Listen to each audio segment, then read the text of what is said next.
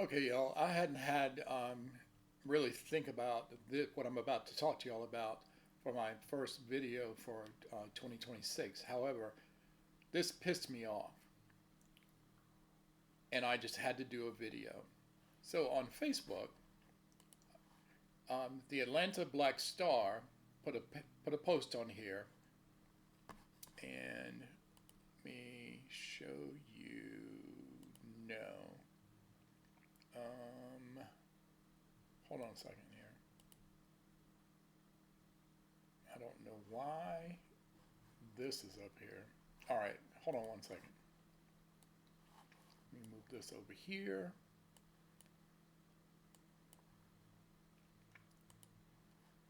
Then I'm going to move this over here and see if this works. There we go. So here you go, the Atlanta Black Star. Now I don't currently follow them, but the algorithm keeps pushing stuff on me. But anyway, this was done about an hour ago. U.S. military decides black engineers aren't worth recruiting because nothing says, quote, excellence in STEM like systemic exclusion. So I pulled up the actual thing, and I'm just going to go down here. This is from the Department, the Secretary of Defense, who now calls himself the Secretary of War. His name is not his name is not Ares, the god of war.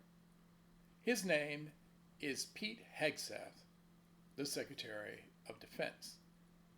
And this is what he said. In a recent address to the Pentagon staff, Hegseth said, quote, I think the single dumbest phrase in military history is our diversity is our strength. Let me repeat that. He said, Pete Hegseth, I think the single dumbest phrase in military history is our diversity is our strength. I think our strength is our unity. All right, let me stop right there.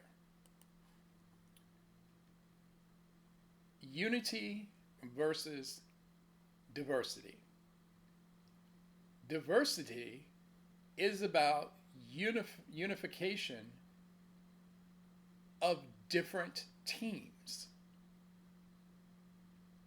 See what I did? Is I'm not going to use ethnicities or races. I said teams. He's saying that is the dumbest phrase, which means the dumbest definition. Unity. Who is he talking about as far as unity? I don't know because I wasn't in his brain, but I can draw a line, but I'm not going to say that on this video. Facebook may kick me out. But anyway, let's go forward. Our strength is our shared purpose, regardless of our background, regardless of how we grew up, regardless of our gender, regardless of our race. In this department, we will treat everyone equally. Unquote. Ooh, child. So I had to laugh out loud. I did. I had to laugh out loud because let me remind you what Pete Hegseth said about women. He said, women shouldn't be in combat because they're not as strong as men. I wish my mom was still alive because I would show him how strong a woman is. What did he say about transgender people? They're not welcome into the military. In fact, he won't even talk about transgender people. He keeps saying men in skirts. Well, Pete, let me just let you know. Men in skirts can be either drag queens or transvestites. They're straight people as well as gay people as far as drag queens. But there's, for the most part, cross dressers. Most of them are actually straight men. You can call them men in skirts, but during the day, they're still straight men. So I guess they're not welcome. And then now, black people, black engineers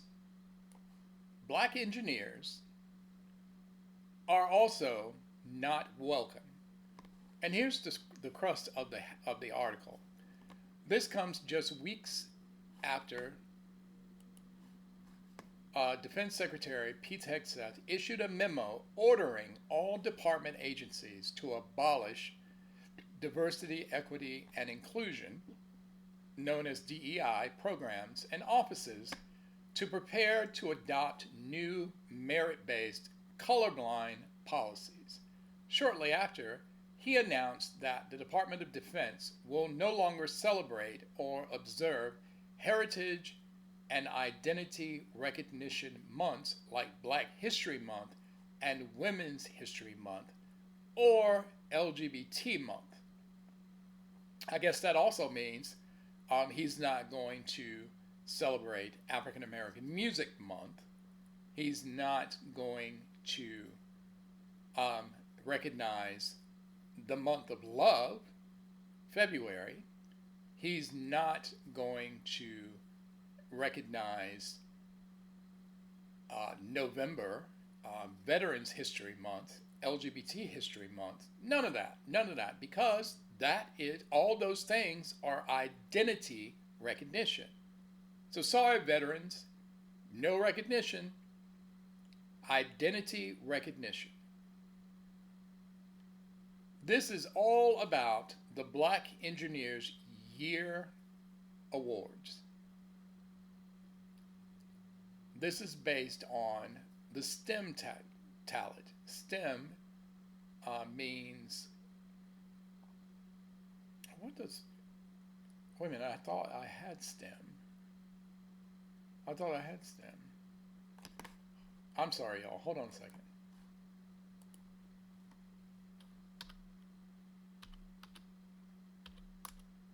Let's look at this together. Science, technology, engineering, and mathematics. There we go. Oops. Oh, where am I? Oh, sorry, y'all. There we go. So this is all about let me just come back here because I'm doing this off the top of my head. So all branches of the military used to go to this awards thing every year for recruitment to get the best engineers into the military.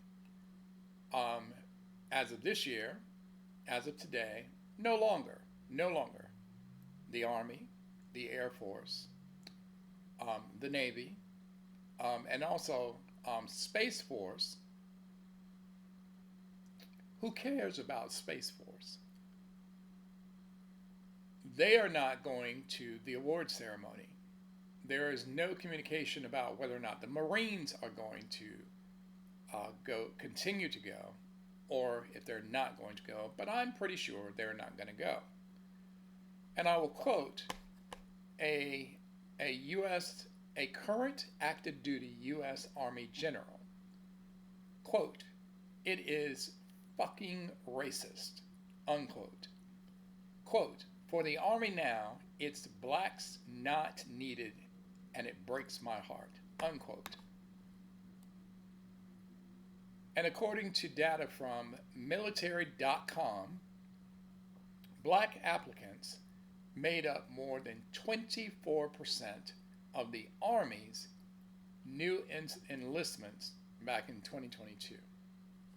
So, the moral of this story is, since we're protesting almost everything to make the government hurt, and the president during the campaign said that he called himself the no wars president, and of course today we know that was a lie because of what he's doing the country of Venezuela, what he is doing with the country of Iran, and he hasn't shut down the Israeli war, and he has not shut down Russia's war.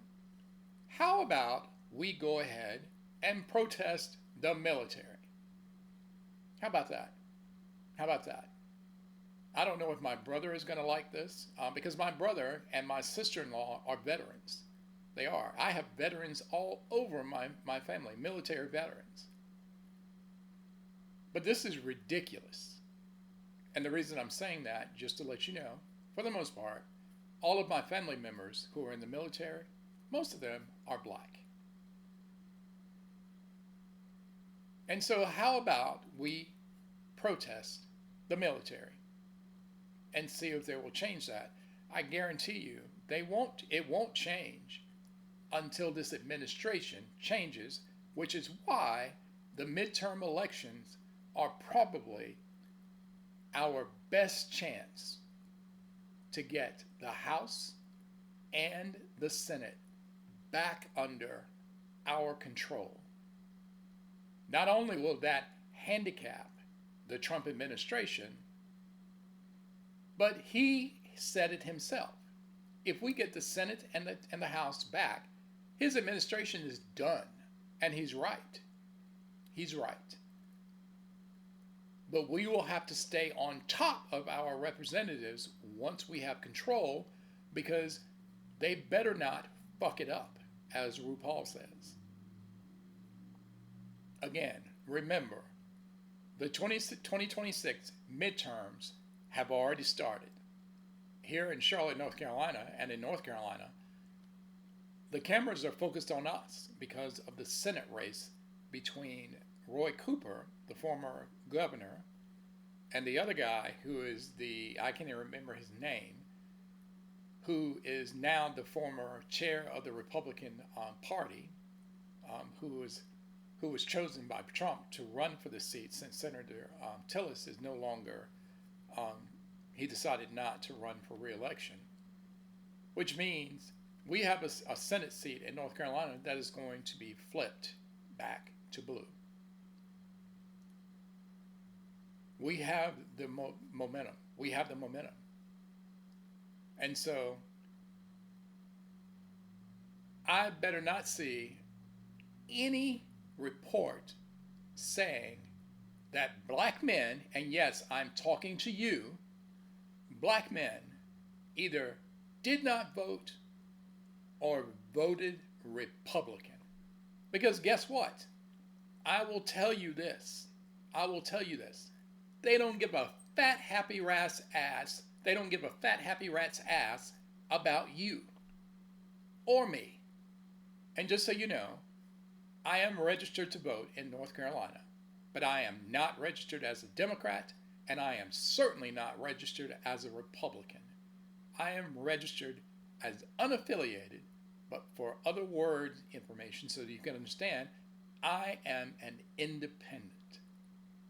I have voted for Republicans, and of course, I have voted for Democrats, and I have voted for independents.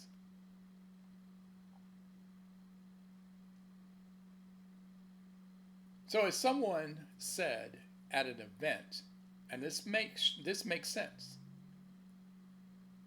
only vote for people who show up for you. And I can tell you, there is not a single person in the Trump administration who has ever showed up for me. Which means, as far as the Senate seat in North Carolina, Roy Cooper automatically gets my vote. Automatically gets my vote. Not one person who's running for office who is aligned with Trump is getting my vote. So again, add the military to the protest list. And as I finish this video, as I always do with my videos last year, and I'm going to continue this year, elections have consequences, but resistance is not futile. Hashtag 2026 midterms. Hashtag bring the House and the Senate back to the people. I fumbled through this video. Sorry about that. I'm no orator. I'm not a journalist. In fact, but I have more experience than most of these political content creators on the right. I can assure you of that. But I'm not. And so for that, I apologize. But I'll get better. I'll get better. I will see you on the next video. Take care. Oh, and Happy New Year.